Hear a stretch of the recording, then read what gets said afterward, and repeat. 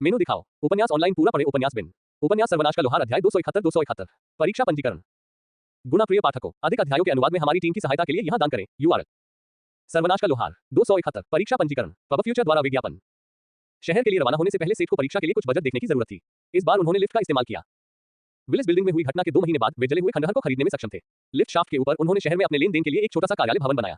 Church में teleport के अलावा दूसरा रास्ता निकालना आसान था। यह अभी तक बनकर तैयार नहीं हुआ था, लेकिन चर्च की तुलना में उनकी दुकान के ज्यादा नजदीक था। वे बस वहां से निकलना ही चाहते थे, तभी उन्होंने देखा कि निको बूस बाहर से इमारत की ओर आ रहा है। निको, हम तुम्हारे पास आ रहे थे। तुम यहाँ क्या कर रही हो? सेठ ने विलक्षण फैशन डिजाइनर का अभिवादन किया।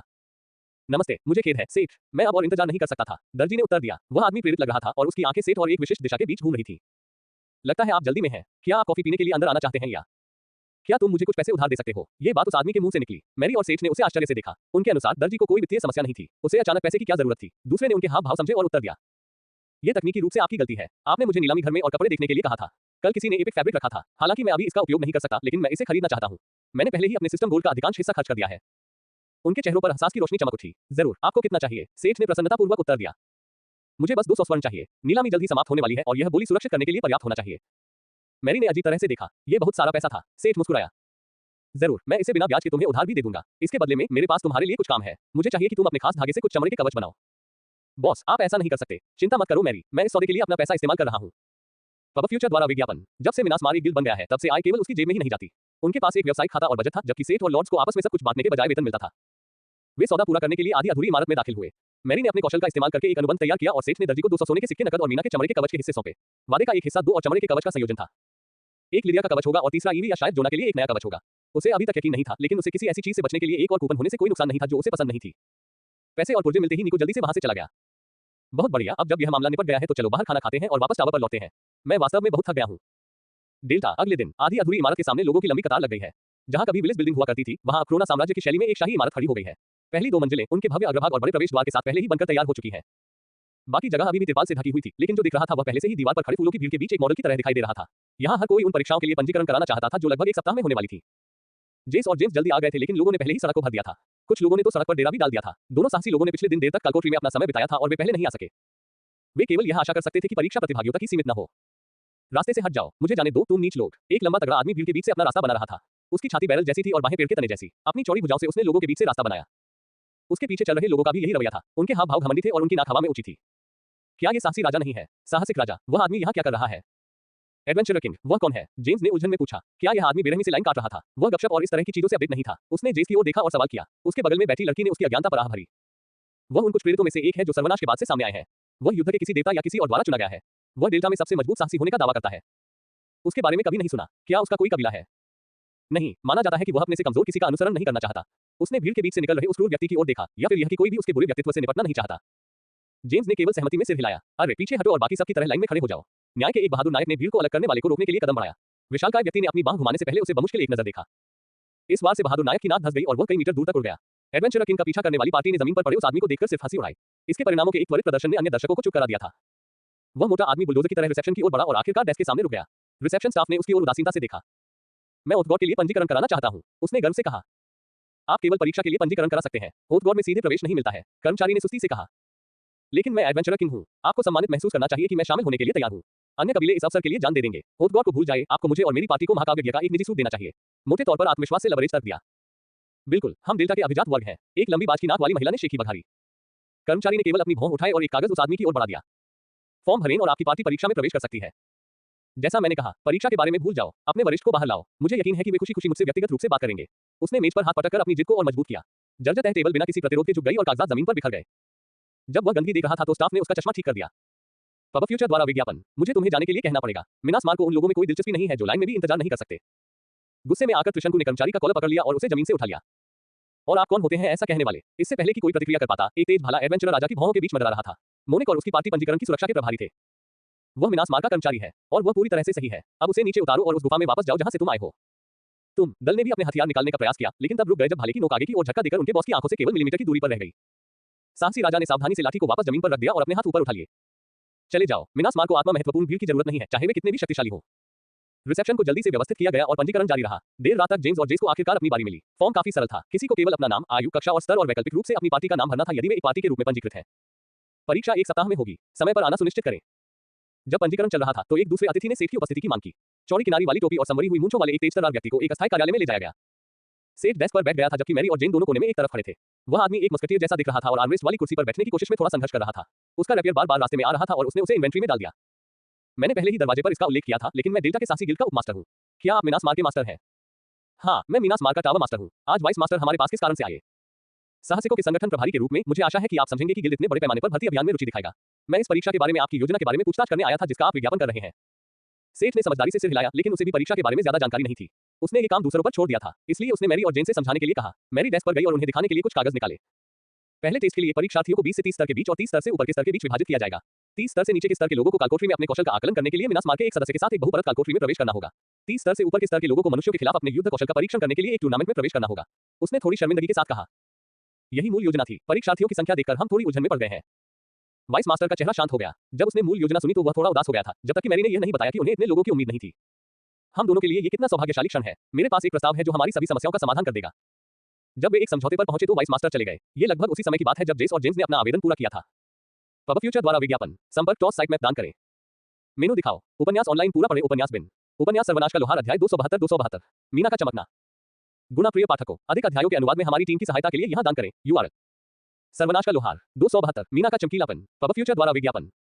यह तय किया गया कि मीनास मार के लिए परीक्षा का प्रबंधन मीनास मार और एडवेंचर गिल्ड की संयुक्त पहल से किया जाएगा। वाइस मास्टर ने उन्हें इसे एक शानदार उत्सव बनाने का एक तरीका सुझाया था। बदले में वे आय को आपस में बांट लेंगे।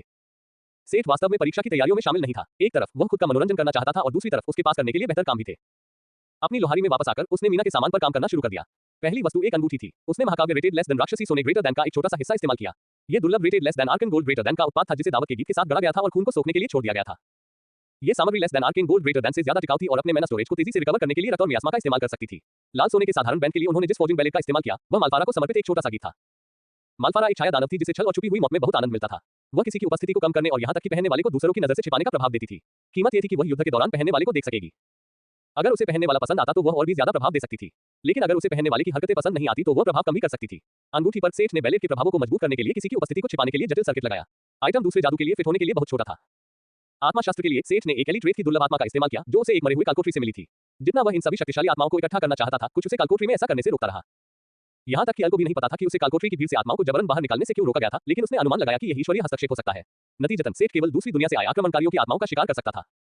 अल की कुछ छेड़छाड़ के बाद वे टॉवर के प्रभाव की सीमा के भीतर पथवक पोर्टल्स को देखने और वहां टेलीपोर्ट करने में सक्षम थे। बड़ी समस्या ये थी कि ये आत्माएं हमेशा उपयोगी नहीं थीं और लक्ष्य के मरने से पहले उन्हें प्राप्त करने के लिए सही समय को छोड़ना मुश्किल था। इन भ्रमणों से सेठ को केवल कुछ ही अच्छे लोग मिले और उसने उन लोगों को अपने अनुयायियों में बांटने का निर्णय लिया जिनकी उसे आवश्यकता नहीं थी। यह एलिसन द्वारा विकसित की गई स्याही के लिए पहला गंभीर परीक्षण भी था। उच्च श्रेणी के मरे हुए लोगों के कुचले हुए नाविक का उपयोग करके बनाई गई स्याही। उसने सुनिश्चित किया था कि यह उसी प्रेत के अवशेषों से बनी है। इस बिंदु पर यह तथ्य कि आत्माओं के लिए आकार मायने नहीं रखता काम आया। आत्मा को एक अंगूठी में ढालने के बाद वह इसके कथित आकार को बढ़ा सकता था और बिना किसी समस्या के उस पर रनस उकेर सकता था, ठीक उसी तरह जैसे उसने सर्किट के साथ किया था। उन्होंने जो महाकाव्य लिखा था वह काफी लंबा था और मालफारा को समर्पित था, लेकिन यह महाकाव्य उनकी अदृश्यता प्रदान करने की क्षमता पर केंद्रित था। इसकी कीमत फोजिन गाथागीत के समान ही थी। उनकी योजना एक ही कीमत पर दो प्रभाव प्राप्त करने की थी। एलिसन से प्राप्त प्रयोगात्मक स्याही पारंपरिक स्याही की तरह ही काम करती थी। अंतर केवल इतना था कि धातु पर गहरे रंग की तामचीनी बनाने के बजाय रून ऐसे दिखते थे जैसे वे आत्मा में किसी जले हुए घाव की तरह जल गए हो। इस तरह के हथियारों को इन वस्तुओं में डालने के लिए थोड़ी ज्यादा ऊर्जा की जरूरत थी, लेकिन ये कारगर साबित हुआ। जब तक वे एलिसन को परिणाम बताते रहेंगे और वह शोध करती रहेंगी, वे भविष्य में पूरी तरह से काम करने वाली स्याही बनाने में सक्षम होंगे। पब फ्यूचर द्वारा विज्ञापन। उसने उस छोटे से उपकरण को पानी के बैरल में डुबोया और अपनी विशेषता के साथ तालमेल देखकर आश्चर्यचकित नहीं हुआ। यही तो उसका लक्ष्य था। लेस देन रिंग ऑफ गीजेस। अवशेष स्थायित्व 790। 1 जोड़ 5-15% मन पुनर्जनन। 2 पहनने वाले की उपस्थिति 55% कम हो जाती है। 3 पहनने वाले की अपारदर्शिता 55% कम हो जाती है। 4 सक्रिय कौशल अदृश्यता। 5 सक्रिय कौशल अमूर्तता। 6 जोड़ 700 मन। एक पौराणिक अंगूठी का प्रतिपादन जो पहनने वाले को पूर्ण अदृश्यता प्रदान कर सकता है, जिसे जर्नीमैन स्मिथ ने डेमोनिस मालफारा की सहायता से बनाया है। जब अंगूठी पहनी जाएगी तो वह पहनने वाले की हरकतों का निरीक्षण करेगी। उसके निर्णय के अनुसार प्रभाव कम या बढ़ सकता है। एक बार जब खंजर के प्रभाव की अफवाह फैल जाती है या यह उपयोगकर्ता की किंवदंती बनने में भूमिका निभाता है, तो यह वस्तु किंवदंती बन सकती है। ग्रेटर देन सहायता के साथ। तो उसने वास्तव में एक दानव का ध्यान आकर्षित किया था। कौशल को देखते हुए उसने देखा कि इसे प्रतिपादन क्यों कहा जाता है। रिंग ऑफ गेजेस ने अनिश्चित समय के लिए पूर्ण अदृश्यता प्रदान की। अदृश्यता की अपनी सीमाएं थी। लेस देन अदृश्यता लागत कोई नहीं कूलडाउन 30 मिनट। पब फ्यूचर द्वारा विज्ञापन 30 सेकंड की अवधि के लिए अदृश्यता प्रदान करता है। जब उपयोगकर्ता युद्ध में प्रवेश करता है तो प्रभाव समाप्त हो जाता है। रिंग को बाईं ओर मोड़ने से कौशल सक्रिय होता है। ग्रेटर देन, लेकिन 30 सेकंड किसी लड़ाई का नतीजा बदलने के लिए काफी थे। इसके अलावा एक और हुनर था। यह शायद आत्माओं और स्याही की वजह से था जिसका उसने इस्तेमाल किया था। लेस देन अमूर्तता लागत 700 मन कूलडाउन 1 घंटा। 1 मिनट की अवधि के लिए अमूर्तता प्रदान करता है। जब उपयोगकर्ता युद्ध में प्रवेश करता है तो प्रभाव समाप्त हो जाता है। रिंग को दाईं ओर मोड़ने से कौशल सक्रिय होता है। ग्रेटर देन, तकनीकी रूप से 1 मिनट के लिए भूत में बदल जाना। अगर दोनों प्रभाव एक साथ हो तो मीना बिना देखे या छुए युद्ध के मैदान में भाग सकती है, लेकिन कौशल के बिना भी उसकी उपस्थिति और अपारदर्शिता में 55% की कमी होना उसके जैसे छाया हत्यारिक छाया जादूगर के लिए एक बहुत बड़ा प्रभाव था। उसने सोचा कि एक अंगूठी से उन सभी को मार दिया जाएगा या उनसे बचकर निकल जाया जाएगा। उसके बाकी सामान कम शानदार थे क्योंकि सेठ के पास उन्हें बढ़ाने के लिए कोई अच्छा गीत नहीं था। इसके बजाय वह मात्रा के साथ गया। उसने less than steel greater then का इस्तेमाल करके एक अंगूठी, एक पेंडेंट और एक बाली बनाई। ग्लू पीपल से असामान्य आत्माओं के साथ उसने 20 सामान्य मध्यम आत्माओं को पंप किया। लेस देन जादूगर की अंगूठी। महाकाव्य रहस्यमय सेट 1/3। महाकाव्य स्थायित्व 800। 1 जोड़ 20% मन पुनर्जनन। 2 जोड़ 70 INT। पब फ्यूचर द्वारा विज्ञापन। 3 जादुई हमले में यादृच्छिक अभिशाप जुड़ने की जोड़ 20% संभावना। 4 जोड़ 250 मन। प्रभाव सेट करें। जोड़ 45% मन लागत में कमी। जोड़ 30% मंत्र कमी। जोड़ 35% मन पुनर्जनन। जर्नीमैन स्मिथ द्वारा निर्मित एक महाकाव्य अंगूठी एक सेट का हिस्सा है जिसे देखकर कोई भी जादूगर लाभ टपका सकता है। इसका प्रदर्शन अज्ञात तरीकों से किया जाता है। ग्रेटर देन सभी सेट पीस का प्रभाव एक जैसा था। ये सेट के लिए अब तक का सबसे अच्छा काम था क्योंकि उसके पास इन बड़ी आत्माओं में से केवल 3 ही बची थी। मीना एक कास्ट भी नहीं थी, लेकिन ये सेट तब तक ठीक काम करेगा जब तक सेट उसे और भी बेहतर सामान नहीं बना देता। और उस बिंदु पर वे इस सेट को मिनास मार के गैर लॉर्ड सदस्यों में से किसी एक को दे सकते थे। चूंकि निको मिनास आर्मर पर काम कर रही थी, इसलिए वह आज उसका गियर खत्म कर सकता था। उसने घड़ी देखी और फैसला किया कि आज के लिए इतना काफी है। उसने गहनों को एक छोटे से संदूक में पैक किया और उसे अपनी सूची में डाल दिया। निजी तिजोरी होना जितना अच्छा था, उतना ही उसे अपनी सूची में इन महाकाव्य और अवशेष गियर को रखना पसंद था। कौन जानता था कि नहीं, वह इस तरह के आयोजन के लिए एक झंडा स्थापित करेगा। सेठ जैसे ही वह कैफेटेरिया में दाखिल हुआ, उसकी गर्लफ्रेंड ने उससे कहा, तुम वापस आ गई? सेठ ने पूछा और उसे कसकर गले लगा लिया। मीना और यूलकैट्स फर के अन्य सदस्य पिछले 3 दिनों से एक तहखाने में बंद थे। अरे, मैं अभी तक नहा नहीं पाया। मुझे ज्यादा कसकर गले मत लगाओ, तुम गंदे हो जाओगे। मुझे कोई आपत्ति नहीं है, फिर हम साथ में नहा सकते हैं। हंफ, क्या तुम लोग कहीं और ऐसा कर सकते हो? माइक ने शर्मिंदगी से पूछा। भले ही वे दोनों प्रेमी थे, मीना अभी भी उसकी बहन थी। पफ, माफ करना, फिन भी यहाँ है। फिन को नजरअंदाज मत करना। परी, जिसका प्रवेश द्वार बिल्ली लड़की ने चुरा लिया था, ने गाल फुलाकर शिकायत की। यह एक सुखद पुनर्मिलन था। सेठ और मीना के साथ मिलकर नहाने के लिए अपने निजी क्वार्टर में चले जाने से पहले उन्होंने साथ में खाना खाया। पब फ्यूचर द्वारा विज्ञापन। संपर्क टॉस साइट मैप दान करें। मेनू दिखाओ। उपन्यास ऑनलाइन पूरा पढ़े। उपन्यास बिन। उपन्यास सर्वनाश का लोहार अध्याय 273। परीक्षा की तैयारी। गुना प्रिय पाठकों, अधिक अध्यायों के अनुवाद में हमारी टीम की सहायता के लिए यहाँ दान करें। URL सर्वनाश का लोहार 273। परीक्षा की तैयारी। पब फ्यूचर द्वारा विज्ञापन। एक कर्मचारी ने वाइस मास्टर को बताया, हमने कालकोठरी के खंभे लगाने का काम लगभग पूरा कर लिया है। जेन एक तरफ खड़ी होकर स्टेडियम के चारों ओर काम कर रहे कर्मचारियों को देख रही थी। उन्होंने कहा, मैंने कभी नहीं सोचा था कि ऐसा कुछ संभव होगा। खैर, गिल्ड इस बारे में डींगे नहीं मार रहा है। मिना स्मार्ट स्टेडियम के किराए का ध्यान रखेगा, जबकि गिल्ड परीक्षा के लिए अनुकूलन का ध्यान रखेगा। गिल्ड विज्ञापन और अन्य तैयारियों का भी ध्यान रखेगा। बदले में आय का 2/3 हिस्सा उन्हें मिलेगा। गिल्ड का प्रस्ताव था कि परीक्षा को सार्वजनिक कार्यक्रम में बदल दिया जाए और टिकट बेचे जाएं। परीक्षा को उसी के अनुसार बदला गया। सौदा होने के अगले दिन कार्यवाही की घोषणा की गई। परीक्षा 6 दिनों की अवधि में आयोजित की जाएगी। पहले भाग में 30वें स्तर से नीचे के सभी साहसी लोग शामिल होंगे। वे या तो अकेले किसी दल में या आपस में दल बनाकर भाग ले सकते हैं। पहले 3 दिन एरेना में बढ़ते स्तरों के बुलाए गए राक्षसों के खिलाफ लड़ाई से बने होंगे। आखिरी 3 दिन मुख्य आकर्षण होंगे, जिसमें 40 से ऊपर के लोगों के बीच द्वंद्व युद्ध होगा। पहले पार्टियों में और फिर एक भी द्वंद्व युद्ध। इस आयोजन का मुख्य आकर्षण ये था कि ये द्वंद्व युद्ध मौत तक हो सकते थे। गिल्ड के अनुकूलन के साथ कोलोसियम एक कालकोठरी क्षेत्र बन जाएगा और लोग मरने की स्थिति में स्टेडियम के भीतर पुनर्जीवित हो सकेंगे। यह उद्गौर के लिए प्रतिभाओं को खोजने में सक्षम होने के अलावा मिनास मार के लिए एक अच्छा प्रचार स्टंट बन जाएगा। जेन खुश थी कि वह अधिकांश काम एडवेंचरस गिल्ड को छोड़ सकती थी।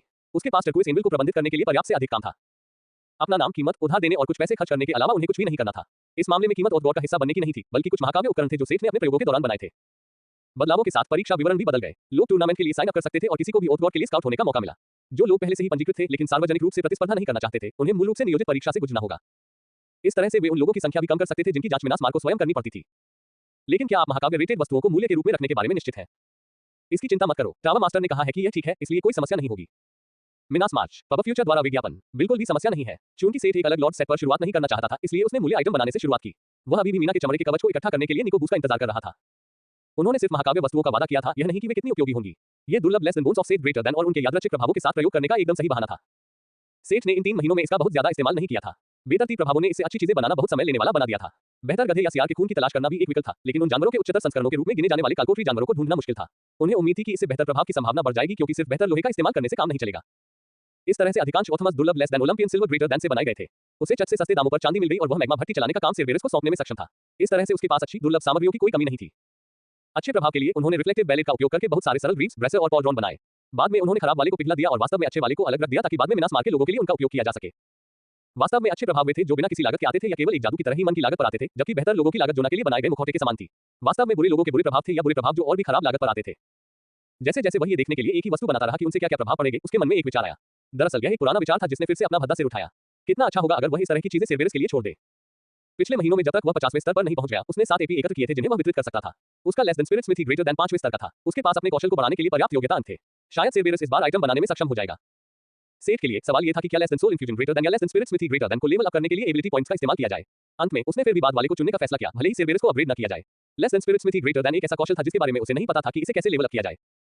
बाकी सभी को वह अपने कामों से बढ़ा सकता था। उसने निर्णायक रूप से less than spirit Smith greater than में 7 एपी डालकर उसे लव 6 पर पहुंचा दिया। जल्दी ही उसके सामने एक संदेश विंडो खुल गई।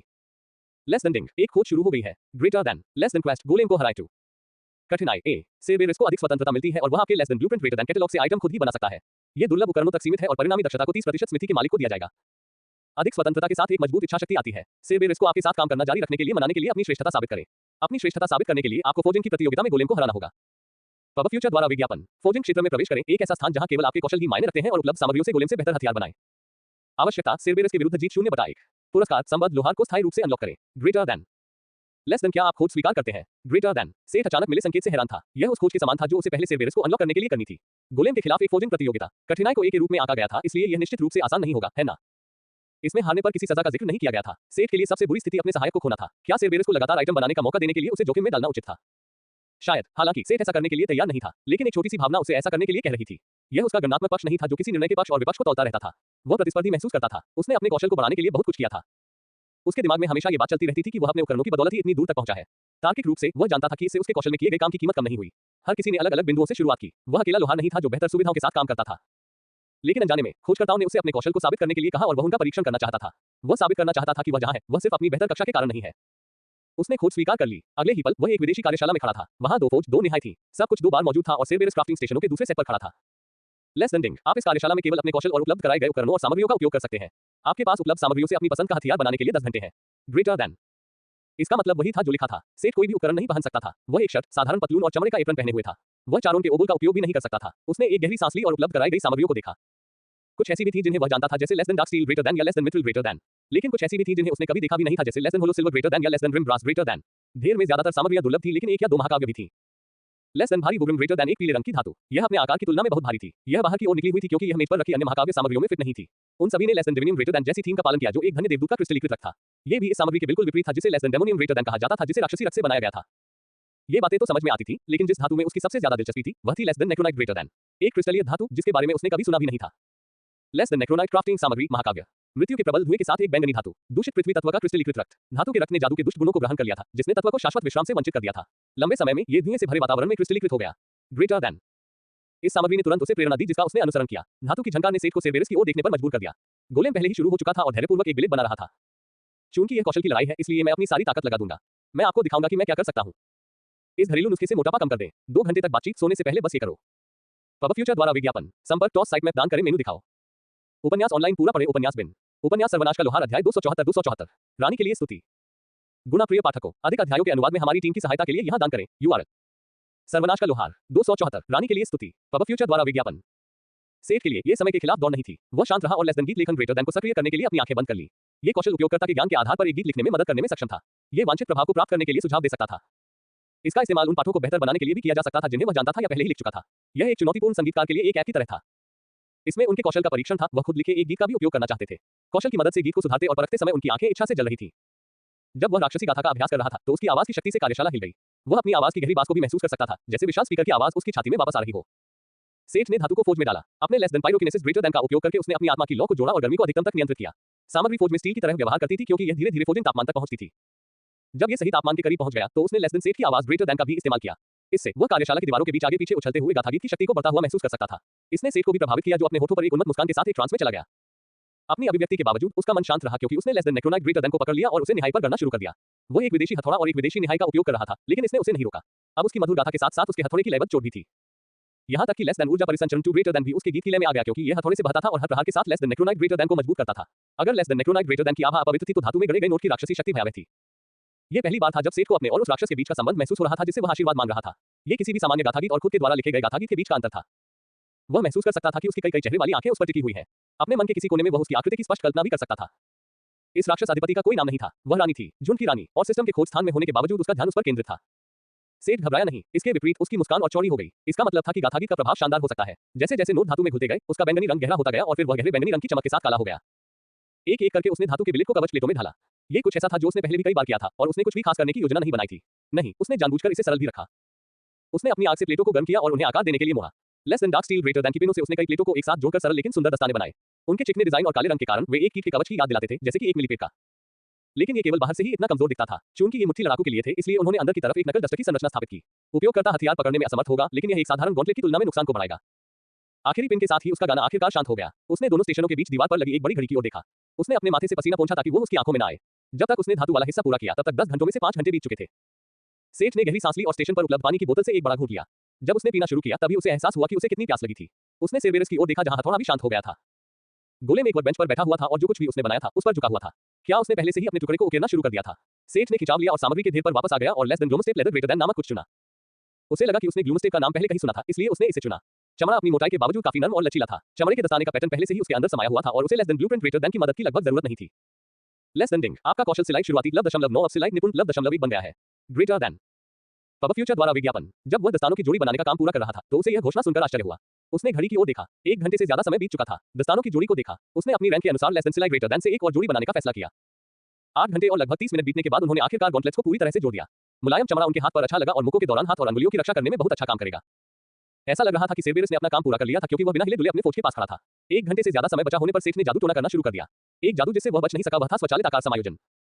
सेठ ने 2 जटिल सर्किट उकेरे, प्रत्येक दस्ताने पर एक। बाएं दस्ताने पर उसने भय का सर्किट उकेरा और दाएं पर उसने पक्षाघात को उकेरा। उसकी आंखों में पसीना आ रहा था और उत्कीर्ण उसके हाथों में फिसलन भरा हो गया था। घड़ी में सिर्फ 5 मिनट बचे थे। उसने अपना हथियार तैयार कर लिया। ये घोषणा सुनकर कि उसने आइटम तैयार कर लिया है, उसे राहत की लहर महसूस हुई। लेस देन झुंड का बायां दस्ताना। महाकाव्य सेट आधा। क्षति 570। भौतिक परिभाषा 648। मैग डेव 345। स्थायित्व 3200। 1. आसपास के क्षेत्र में मरे हुओं की कुल संख्या में जोड़ 30% की वृद्धि। 2. आसपास के क्षेत्र में किसी शव के पुनर्जीवित होकर मरे हुए अधीनस्थ बन जाने की 20% संभावना। 3. जोड़ 40 चपलता 20 मन प्रति मिनट। 4. जोड़ 30 शक्ति 20 मन प्रति मिनट। 5. स्वतः आकार समायोजन। 6. 35% हिट पर भय उत्पन्न करने के लिए 20 मैना प्रति मिनट। 7. हथियार रहित हमले 20% अतिरिक्त क्षति पहुंचाते हैं। दुष्ट जर्नीमैन स्मिथ द्वारा बनाया गया एक गॉन्टलेट। प्रभाव सेट करें। मधुमक्खियां नहीं। झुंड के दस्तानों से हर बार से दानव तत्वों का एक समूह पैदा होने का मौका मिलता है जो आसपास के दुश्मनों पर हमला करके उन्हें जहर दे देगा। डंक से प्रतिद्वंद्वी को लकवा मारने की 10% और उन्माद फैलाने की 25% संभावना होती है। रानी को बलिदान देकर प्रभाव को चार्ज किया जाना चाहिए। वर्तमान charge 250250 greater than. Less than झुंड का दाहिना दस्ताना। महाकाव्य सेट आधा। क्षति 570। भौतिक परिभाषा 648। मैग डेव 345। स्थायित्व 3200। 1. आसपास के क्षेत्र में मरे हुओं की कुल संख्या में जोड़ 30% की वृद्धि। 2. आसपास के क्षेत्र में किसी शव के पुनर्जीवित होकर मरे हुए अधीनस्थ बन जाने की 20% संभावना। 3. जोड़ 40 चपलता 20 मन प्रति मिनट। 4. जोड़ 30 शक्ति 20 मन प्रति मिनट। 5. स्वतः आकार समायोजन। 6. 35% हिट होने पर पक्षाघात उत्पन्न करने के लिए 20 मन प्रति मिनट। 7. हथियार रहित हमले 20% अतिरिक्त क्षति पहुंचाते हैं। दुष्ट जर्नीमैन स्मिथ द्वारा बनाया गया एक गॉन्टलेट। प्रभाव सेट करें। मधुमक्खियां। पब फ्यूचर द्वारा विज्ञापन। मधुमक्खियां नहीं। झुंड के दस्तानों से हर बार से दानव तत्वों का एक समूह पैदा होने का मौका मिलता है जो आसपास के दुश्मनों पर हमला करके उन्हें जहर दे देगा। डंक से प्रतिद्वंद्वी को लकवा मारने की 10% और उन्माद फैलाने की 25% संभावना होती है। रानी को बलिदान देकर प्रभाव को चार्ज किया जाना चाहिए। वर्तमान चार्ज 2500/2500 ग्रेटर देन। सेठ थक गया था लेकिन उसे अपने काम पर गर्व था। लेकिन उस लेबर टैक्स में क्या था? वह कब से दुष्ट बन गया था? उसने बस सबसे अच्छा और सबसे बढ़िया बनाने की कोशिश की। अगर उसे नीलामी घर में कभी लेस देन नेक्रोनाइट ग्रेटर देन मिल जाता तो वह निश्चित रूप से इन्हें फिर से बनाता और एक आत्मा हथियार डालता। ये उस तरह के गॉन्टलेट थे जिसकी उसने ईवी के लिए कल्पना की थी। वे अवशेष के रूप में समाप्त नहीं हुए, लेकिन वह वास्तव में एक संक्रमित आत्मा के बिना इसकी उम्मीद नहीं कर सकता था। फिर भी इनके लिए उन्हें जो अनुभव मिला वह काफी अधिक था, शायद नई उच्च गुणवत्ता वाली सामग्रियों के कारण। अंततः समय बीत गया। लेस देन खोज समाप्त हो गई है। अब प्रतियोगियों को अपने काम के टुकड़े निर्णय के लिए मेज पर रखने हैं। Greater than. कार्यशाला के शिल्प स्टेशन गायब हो गए थे और उनकी जगह पर 2 भागों वाली एक मेज रखी गई थी जिसमें वे अपनी बनाई हुई वस्तुएं रखते थे। सेठ आगे बढ़ा और उसने दोनों दस्ताने मेज पर रख दिए। सेरबेरस भी आगे बढ़ा और उसने एक खंजर मेज पर रख दिया। गोलेम का हथियार एक बेहतरीन कलाकृति की तरह था जो कोलोसस से अपेक्षित नहीं था। ये चांदी के रंग का था और धातु में गहरे भूरे रंग के खंडित पैटर्न थे। जादू तांबे के रंग की धातु की जड़ाई से बनाया गया था। हैंडल मैरून रंग की जड़ वाली लकड़ी का बना था जो ब्लेड पर लगे इनले और पैटर्न के साथ फिट बैठता था। लेस देन स्टामेटल स्लीवर। महाकाव्य। क्षति 870। स्थायित्व 1700। 1. तारों भरी रातों में जोड़ 25% क्षति। 2. जंगलों में जोड़ 25% क्षति। 3. अंधापन उत्पन्न करने की 30% संभावना प्रति मिनट 15 मन। 4. पहनने वाले की उपस्थिति 25% कम हो जाती है 25 मन प्रति मिनट। जर्नीमैन सेरबेरस के कुशल हाथों से बना एक सुंदर और सुरुचिपूर्ण हथियार। Greater than. वे एक दूसरे के हथियारों को देखते हुए कुछ देर के लिए वहीं खड़े रहे। खंजर वाकई एक बेहतरीन काम था। इसमें सामग्री के गुणों का पूरी क्षमता से इस्तेमाल किया गया था। यह एक ऐसा काम था जो निर्माता के अनुभव का गवाह था। दूसरी ओर सेठ का हथियार उसकी रचनात्मकता का प्रमाण था। हालांकि ऐसी चीजें थी जिन्हें और बेहतर बनाया जा सकता था, लेकिन ये युद्ध में सबसे ज्यादा क्षमता वाला हथियार था। सेरबेरस ने अचानक उसे प्रणाम किया। सेठ ने भी सम्मान के साथ उसे प्रणाम किया। अगर वह गोलेम को देखता तो भविष्य में आइटम बनाता तो वह उसके अनुभव से सीख पाता। लेस देन डिंग। आपने फोर्जिंग द्वंद्वयुद्ध में सेरबेरस को सफलतापूर्वक हरा दिया है। अब वह एक सहबद्ध लोहार के रूप में अनलॉक हो गया है। Greater than. चुनौती का आयाम धीरे धीरे लोहार और उसके गोलेम के आसपास फीका पड़ गया जब तक कि वे अंततः फिर से मिनास मार की कार्यशाला में खड़े नहीं हो गए। केवल एक ही चीज बची रही, वह थी उनके सामने मेज पर रखी वस्तुएं। पब फ्यूचर द्वारा विज्ञापन। संपर्क टॉस साइट मैप दान करें। मेनू दिखाओ। उपन्यास ऑनलाइन पूरा पढ़े। उपन्यास बिन। उपन्यास सर्वनाश का लोहार अध्याय 275। स्टम्प्ड। गुना प्रिय पाठकों, अधिक अध्यायों के अनुवाद में हमारी टीम की सहायता के लिए यहां दान करें। URL। सर्वनाश का लोहार 275। स्टम्प्ड। पब फ्यूचर द्वारा विज्ञापन। सेठ ने नीचे दस्ताने और खंजर की जोड़ी को देखा। वह उन्हें रख सकता था। खोज में इसका उल्लेख क्यों नहीं किया गया? उसका दिल उत्साह से धड़कने लगा। वह वास्तव में उस वस्तु को रखने में सक्षम था जिस पर उसने अपना पहला गीत लिखा था और उसने उस पर पूरी तरह से अनलॉक किए गए सेरबेरस से खंजर भी रखा था। खंजर सेठ द्वारा सामान्य रूप से बनाए गए आइटम के पीछे नहीं गिरा। एक बार जब उसने इन वस्तुओं में एक आत्मा जोड़ दी तो इस बात की बहुत अधिक संभावना थी कि वे अवशेष बन जाएंगे। प्रश्न ये था कि कौन सी आत्मा? सेठ ने खुद को संभालने के लिए मेज के किनारे को पकड़ लिया। थकान ने आखिरकार उसे पकड़ लिया था। उसने विशालकाय गोलेम की ओर देखा जो पहले जैसा ही दिख रहा था। आज के लिए बहुत बहुत धन्यवाद, आपको भी आराम करना चाहिए। ये कहकर उसने गोलेम को वापस बुलाया और उसकी वस्तुओं को उसकी सूची में रख दिया।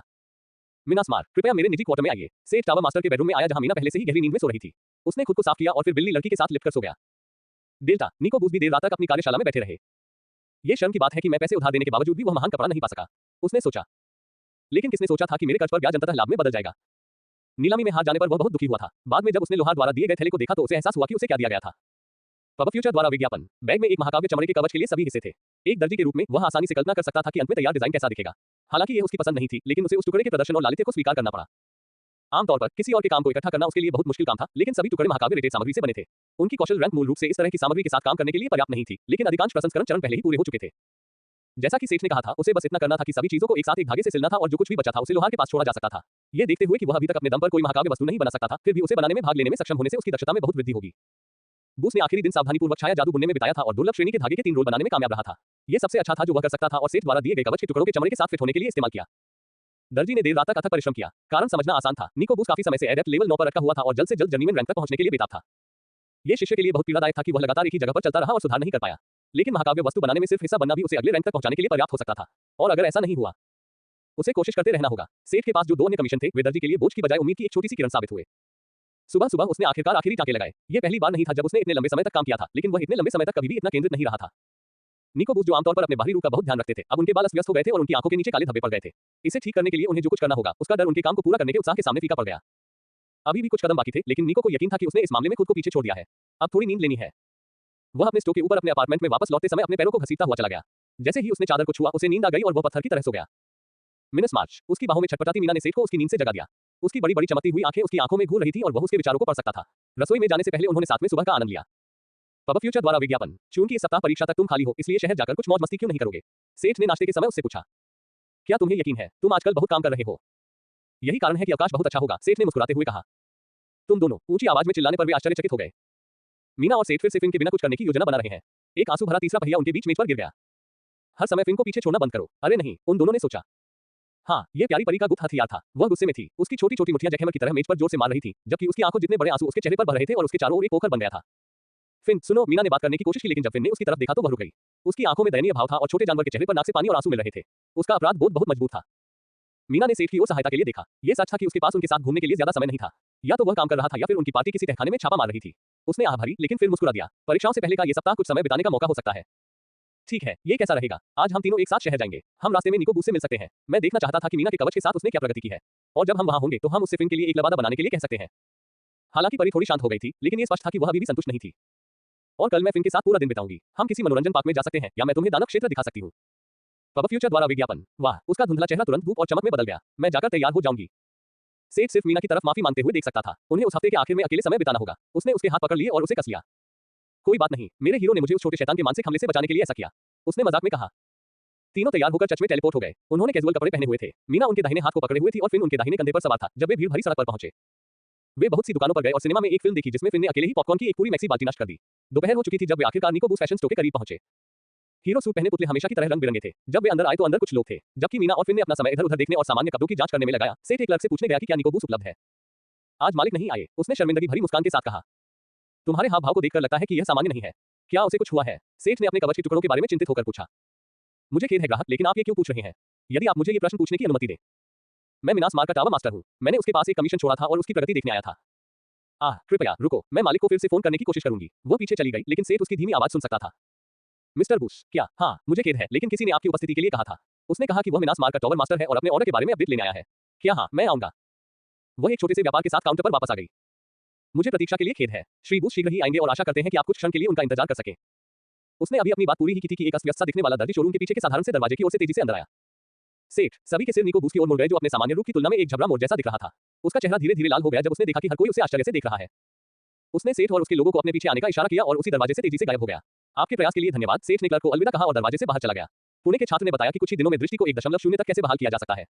अगर आप प्रतिदिन 3,90,000 रुपए कमाना चाहते हैं तो इन चरणों का पालन करें। पब फ्यूचर द्वारा विज्ञापन। संपर्क टॉस साइट मैप दान करें।